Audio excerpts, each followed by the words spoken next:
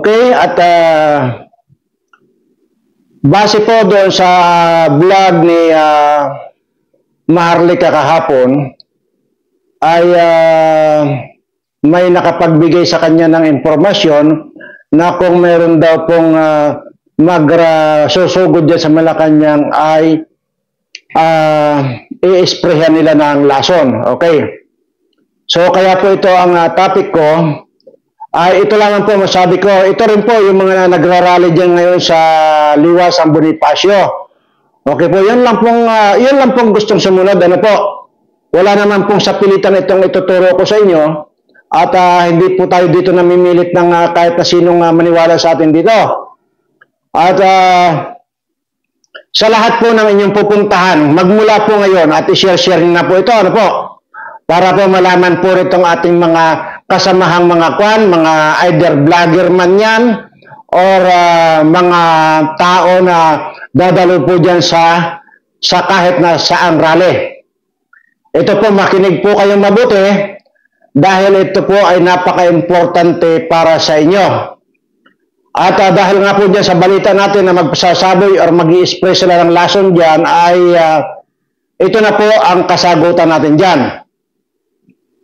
At yan pong lason na yan, actually po hindi naman i-spray po yan, kundi yan ay mayroon pong machine yan na rotary machine po yan.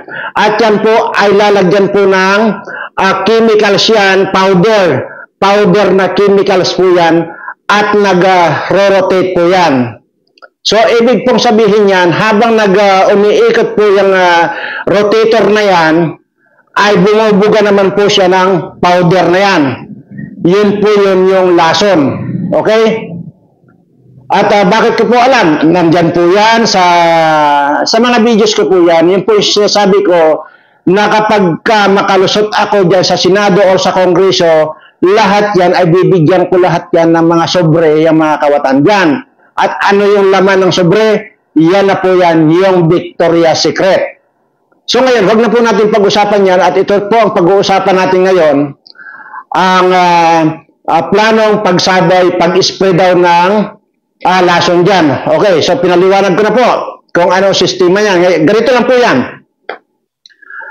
At lahat po ng dadalo sa lahat ng mga rally, magdala po kayo sa inyong bag, sa inyong bulsa, ng dahon ng mangga. Okay, dahon po ng mangga ha, dahon ng mangga, magdala po kayo. If ever na ganun na nga yung mangyari, mayroon na po silang i-spray dyan or ano pa mang gagawin nila dyan or sasaboy, yung kagaya po ng sinasabi ko na mayroon pong machine yan na umiikot po yan at bumubuga po yan ng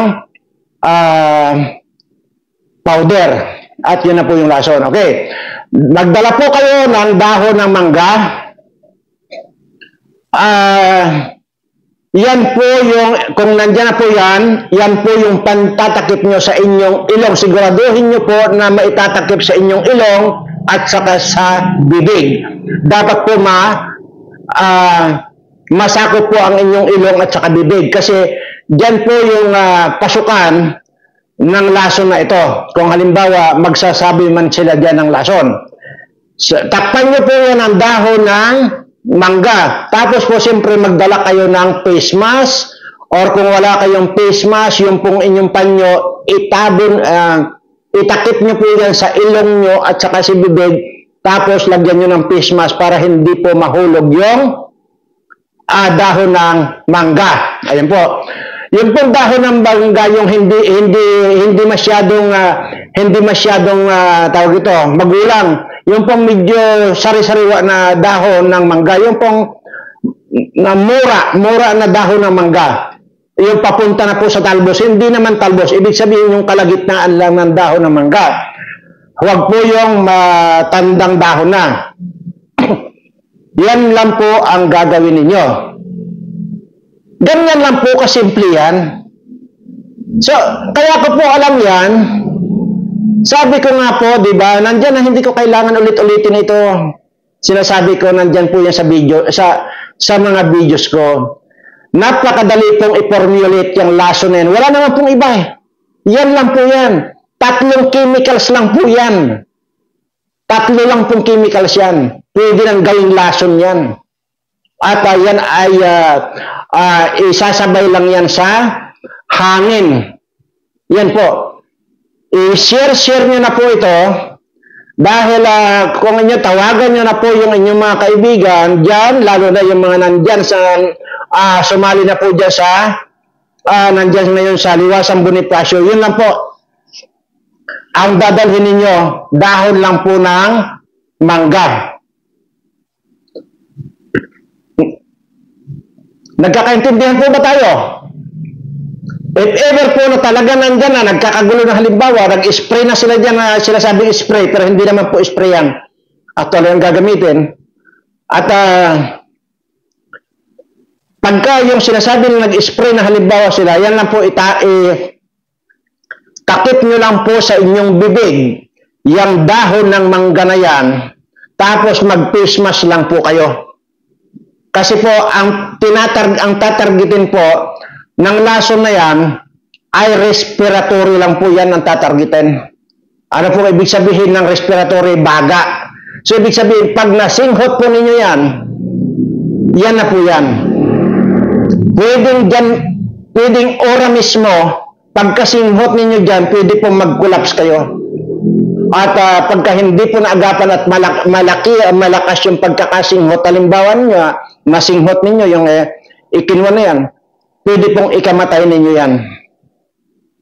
Kaya ko po alam yan dahil sinabi ko naman po sa inyo, alam ko pong gawin yan.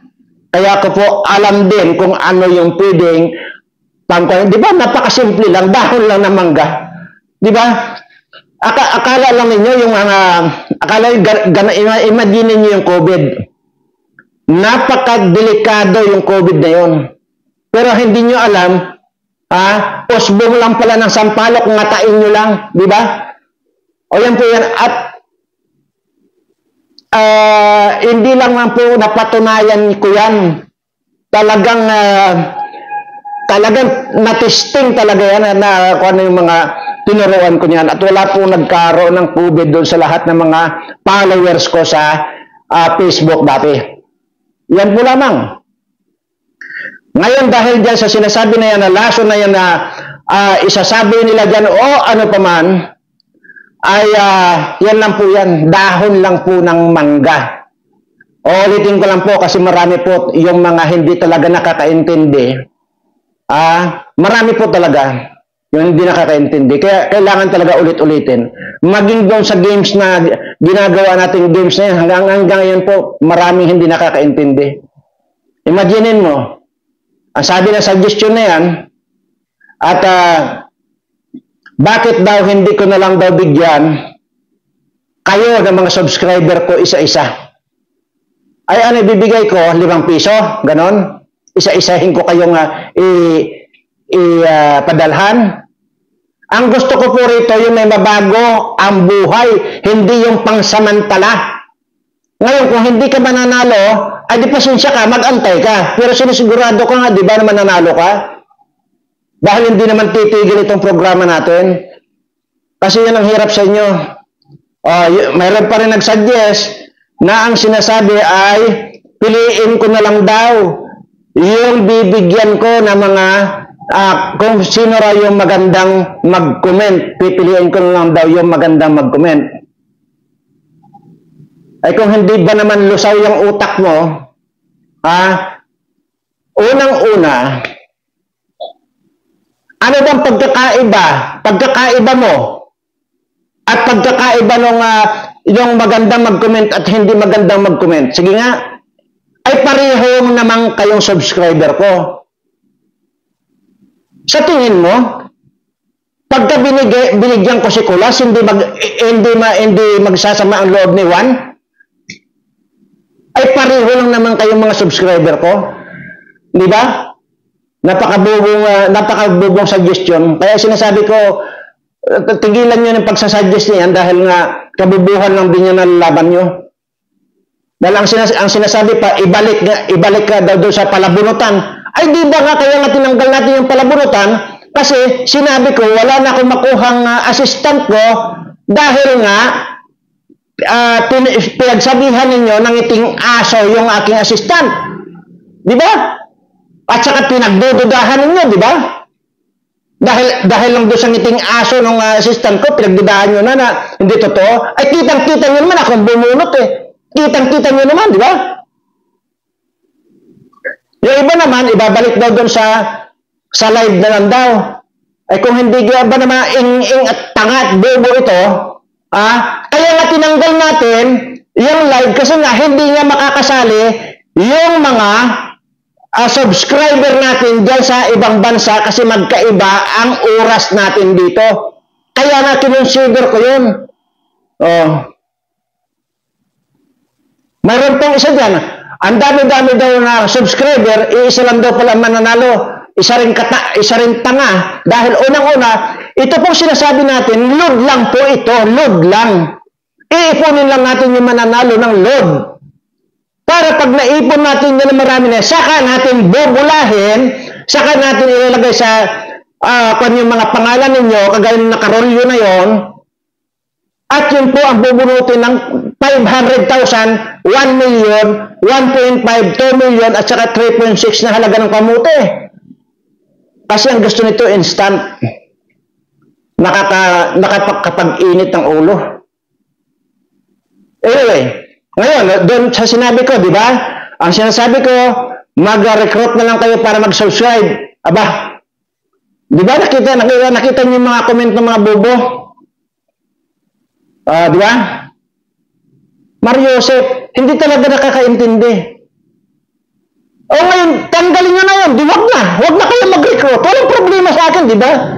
Sinadjust ko lang yun kasi nga, yung mga bobo nga, hindi nakakasagot. Di ba? Lalo na yung mga nagko-comment ng mga reklamador, yun ang mga bobo na hindi nakakasagot. Kaya, comment sila ng comment ng kung ano-ano. Kaya ito, sinadjust ko lang yun, yung mag-recruit kayo, paramihan kayo ng recruit ng subscriber, at yun ang titingnan ko kung magkano ang pwede kong ibigay.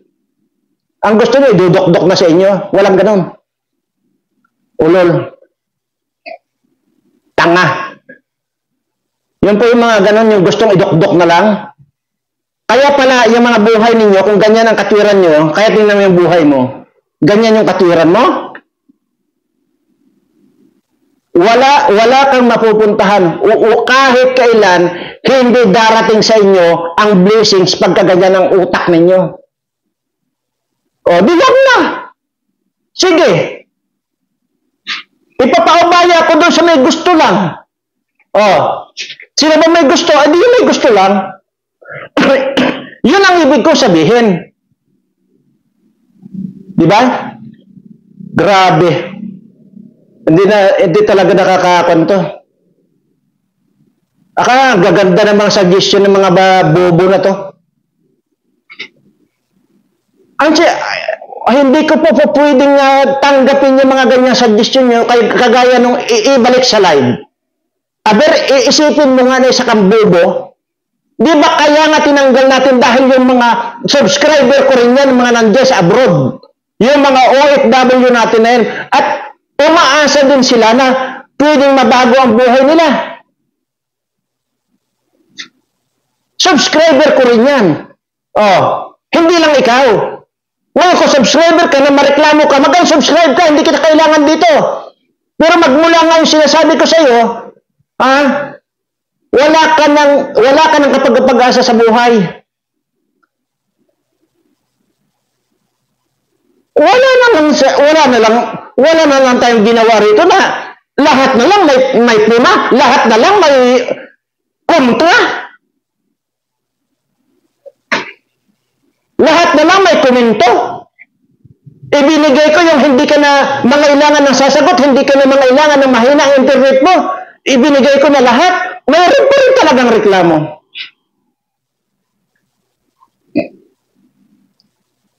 Pwede na pong umalis yung mga bobo rito sa channel ko. Hindi ko po kailangan yung mga bobo. Hindi po. Dahil nasisira lang yung kagustuhan ko na may mabago tayong mga kapwa natin Pilipino. kayo naghihilahan pababa.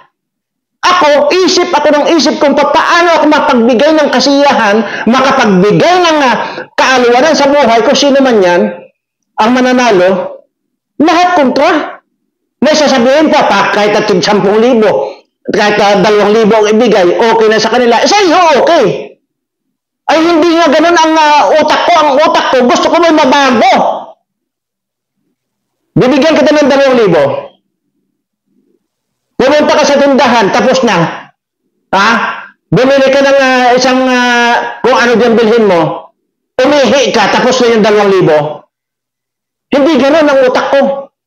Ang gusto ko, may mabago tayo mga Pilipino, kasi unang-una, di ba ang sinasabi ko, lahat naman kayo magtiyaga lang. Kasi ito, tuloy lang natin ng ito, tuloy ito, hanggat hindi kayo mabibigyan ng panalo. Lahat kayong mga subscriber ko. Hindi ba sinasabi ko sa inyo? Kaya ang gusto nyo, ngayon na. Magantay kayo kung kailan namang yung turn ninyo na mananalo. Grabe.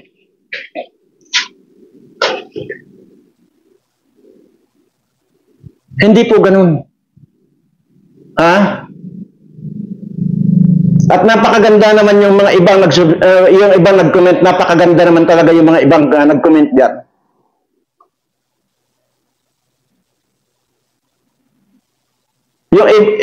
Yung iba lang talaga diyan na mga bubo, nagdududong-dunungan. Bubo naman. Tingnan mo buhay mo. Kung sino ka man yung mga nag-comment dito ng mga hihilahin mo yung kapwa mo pababa. Tingnan mo yung buhay mo. Hindi ganyan. Pasalamat ka kung ikaw ang maunang manalo. Pasensya ka kung sa huli ka mananalo. Hindi yung antimano, ngayon gusto mo agad isidok-dok ko sa bunganga mo yung panalo mo. Yan ang hirap dito sa mga bubo na ito. Palit-ulit ko na sinasabi na tapusin ang video para nalalaman. Basta sinasabi ko, mag-recruit kayo.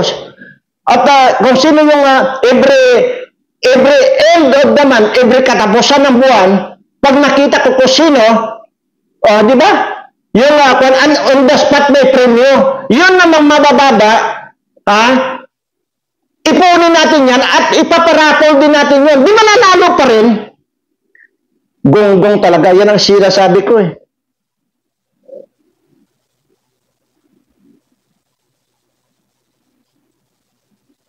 Yusef. Okay. Yun na lang pong yun na lang pong gusto. Hindi na po ako magsasalita tungkol dyan. Yun lang po may gusto na kung sino yung mag-recruit at bahala na kayo kung ipadala nyo sa akin ang katunayan na nakapag-recruit kayo. Okay, sige, ganun na lang. Hindi nakasali yung mga reklamador dyan. Tingnan nyo. Ayun pa pala, sabi, lugi daw siya dahil papaano naman daw kung wala siyang kaibigan. Lugi daw siya. Anong nilugi mo? May puhunan ka ba?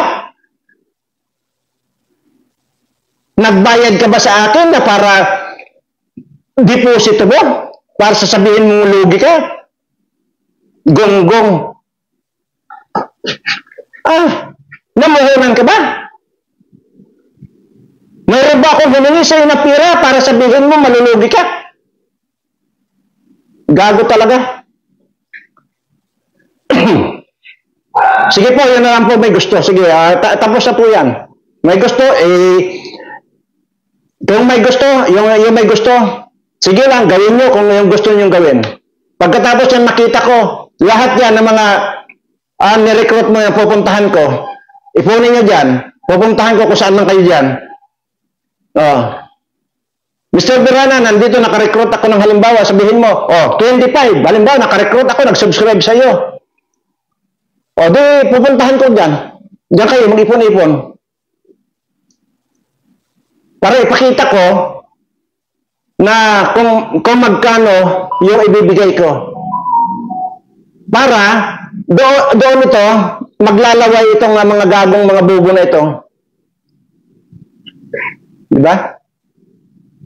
Nakakarindi.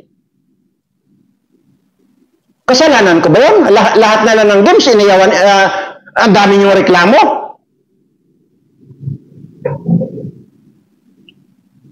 May sinasabing nabubura yung kunin nyo. Di ba kinonsider ko yung nabubura yung sagot ninyo kanyo? Di ba kinonsider ko? At ang sinasabi ko, kung ganyan lang din, itigil natin kasi nga, baka nga talagang totoo na binubura nung nanalo. Di ba? Kaya nga tinigil natin, di ba? Kasi nga, nakikinig naman ako at iniintindi ko yung bawat comment ninyo. Pero kung ano-ano pang mga comment ninyo, nako. Anyway, sige, tapos na yan. Bahala lang kayo, sige. Okay, dito naman po tayo sa ang bibigyan ko naman po ng daan ngayon. Ayun pong iba na po yung ibang-iba na po yung aking sabantaha sa nangyayaring ito. Iba na po ang sabantaha ko. Maliban doon sa nararamdaman ko, mayroon po tayong resource person na talagang tahasan na nagsabi sa akin na delikado, lalo na yung may mga deposito sa bangko. Kaya kayo po mga kababayan, lalo na po itong mga subscriber ko, at wala akong pakialam dyan sa iba na yan na hindi ko naman subscriber, basta ang sinasabi ko rito, ina-announce ko lang po ito para dito sa mga subscriber ko. At doon sa kung hindi ko man subscriber, doon sa mga matitino at yung mga hindi bubong tao. Ito po ang i-advise ko. Nasa sa inyo po yan kung sundin ninyo o hindi. Wala po akong pakialam kung susundin ninyo o hindi. Kung may deposito kayo sa bangko, maliit man o malaki, i-withdraw nyo na. I-withdraw nyo na. Dahil iba ang pakiramdam ko rito. Tingnan nyo. Yung mga nangyayari, parang nagiging tamang-tama yan doon sa naging sapantaha ko. Doon sa mga nangyayari ngayon. Di ba kung talagang si Pastor Kibuloy lang ang hinahanap, hindi ba tapos na yun? Wala sila nakita, wala na sana. Pero bakit may pinasok sila na metal detector? Hindi na po pantao yung metal detector na ipinasok nila sa KOJC compound. Ang purpose po ng metal detector ay mag-detect ng ginto o anumang mga precious na mga items. Yun po ang trabaho ng metal detector. Pero bakit yun po ang ipinasok dyan? Hindi po ba't doon sa lahat ng doon sa nakaraang vlog ko, hindi po ba't ako lang po yung nagsabi na hindi na si Kibuloy ang hinahanap dyan, kundi yung ginto na kung dyan man ibinaon ni Kibuloy. I don't think kung dyan na nilagay. Yung ginto na yan. Pero kung ako, hindi, never po akong naglagay dito sa compound ko. No way. Alam ko na po yan. No way.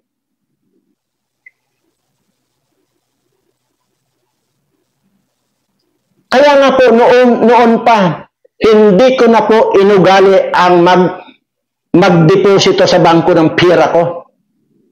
Nakapagpatayo ako ng 10 building, wala akong depositong pera sa bangko.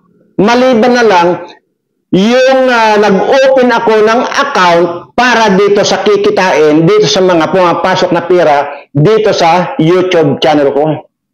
Siya nga po pala, medyo malaki na po yung pera natin dito sa YouTube channel ko. Medyo malaki na po. At hindi po ba, kung yung pensyon ko sa SSS, ipinamigay ko lang din po sa inyo. Yun nga lang, siyempre, ginaan natin sa games. Dahil gasino lang yung 400,000 kung bibigyan ko kayong lahat, di tig piso lang. Tig 2 piso lang. gumastos pa ako na magpadala sa GCash ng piso o 2 piso. Kaya nga po ang ginawa ko, nilaro natin yon ng 4 na mananalo na tigwa 100,000. Di ba yung nabago tayong buhay kasi doon sa papiso-piso? Yun po ang ibig ko sabihin. O ngayon, dito sa YouTube channel ko, yun lang po yung pagbubukas ko ng account ko. Kasi nga, hindi naman po pwede na wala kang bank account doon sa dito sa YouTube. Meron din naman tayong kinikita kahit nga ayaw nyo i-subscribe, ayaw nyo panoorin itong kumikita pa rin tayo. Hindi ba't ang sinasabi ko dyan sa inyo, itong YouTube channel ko ay para po sa lahat ng mga subscriber ko. Iniipon lang po natin yan. At ipamimigay ko rin po yan sa inyo. Dahil sinasabi ko sa inyo po ito, hindi po akin. Dahil hindi ko na po kailangan ng pira. Sinasabi ko po yan, never na mangailangan po ako ng pira. Hindi ko na po kailangan ng pira. Allergy po ako sa pira, sa totoo lang. Hindi ko na po. Kaya yan po, naiipon na. Medyo malaki na rin po. Yan po ay ipamimigay ko rin sa inyo. Baka ngayon doon sa mga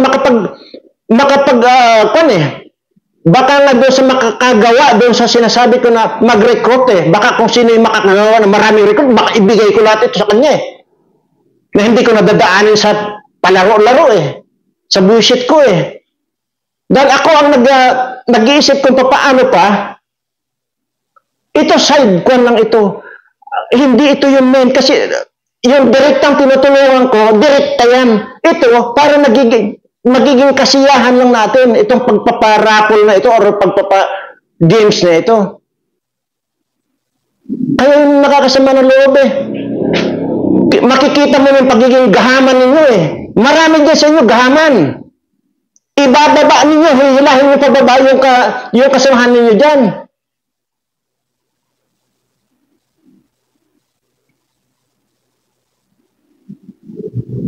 Yun po yung sinasabi ko, i-withdraw na po yung pira ninyo sa bangko. Maliit man yan o malaki. Dahil ako, sinasabi ko na never in my life hindi ako nagbangko ng pira ko. Pero nagagawa ko yung gusto kong gawin. Natural, yung pagpapatayo ko ng yung 10 building na mga ngailangan ako ng pera. Pero hindi pa nga po ganun. Iba po ang style ko.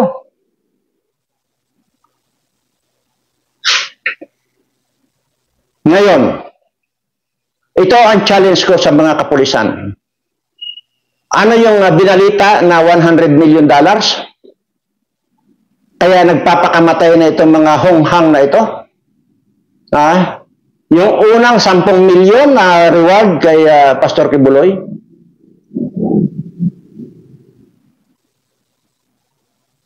Umalis lang kayo dyan.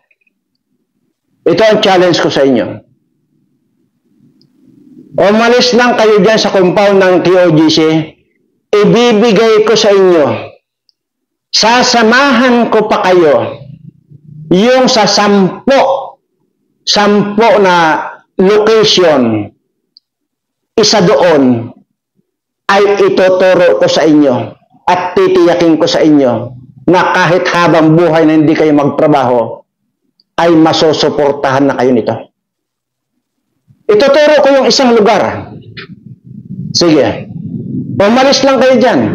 Higit pa ito doon sa ibinayad ng or ibabayad ng Amerika na $1 million. Magkano lang yung $1 million? At magkano lang ba yung 10 milyon na ibinigay ni Romualdez? Umalis lang kayo dyan. Umalis lang kayo dyan. Ako mismo ang magdadala sa inyo. Kaya hindi nyo na kailangan ang metal detector dyan sa TOGC. Hindi na. Dahil doon mismo, sasamahan ko, ituturo ko kung saan nyo huhukayin yung dapat nyo hukayin. Napipika lang kasi ako dahil sa kakabubuhan ninyo.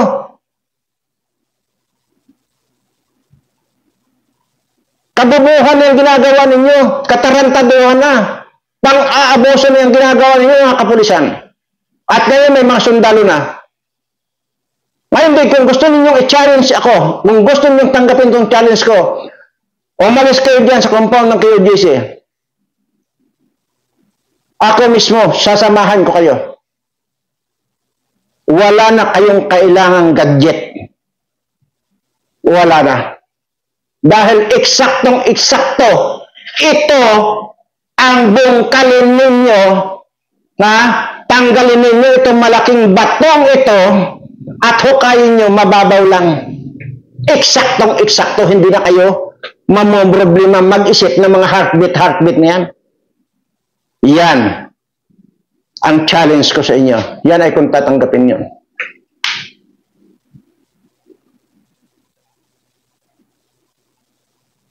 $100 million, $1 million lang. Pucha. Ganyan ang gagawin ninyo sa kapwa nyo tao. Hindi ko na kasi matiis yung mga sinasaktan ninyo ng mga membro ng KOJC dyan. Kaya ito na. Total, 10 naman ito. 10 location ito. Yung isa ibibigay ko sa inyo. Yung pinakamarami ang laman. Yan ibibigay ko sa inyo. Bullshit kayo.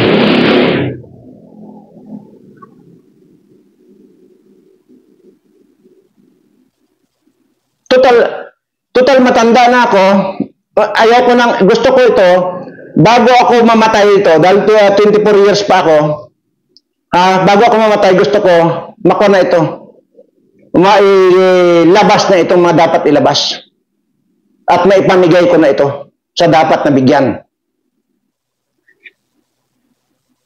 Ngayon, mayroon pa rin akong ibibigay na challenge kung sino man yung makakapanood dito.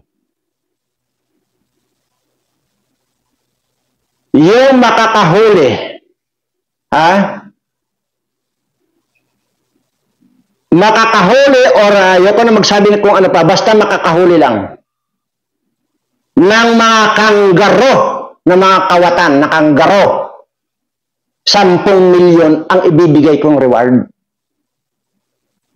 Pero doon sa tatay at nanay ng kanggarong mga ito, pag yung nanay at tatay ng kanggaro ang nahuli nyo, 100 million pesos ang ibibigay ko. Katumbas pala, dahil wala akong pera. Katumbas lang. Tutumbasan lang natin yon. May computation naman yan.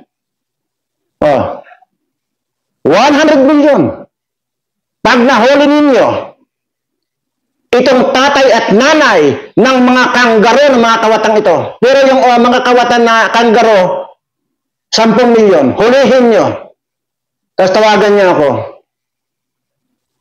Mr. Bilana, nahuli ko na itong kanggarong kawatan na ito. On the spot. Nandyan ako, ibibigay ko sa inyong reward mo.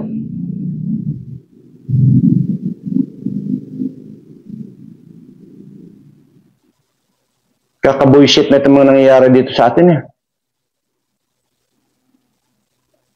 Pagka ganito ng ganito, lahat ito, gagamitin ko para lahat ng mga nandito sa akin.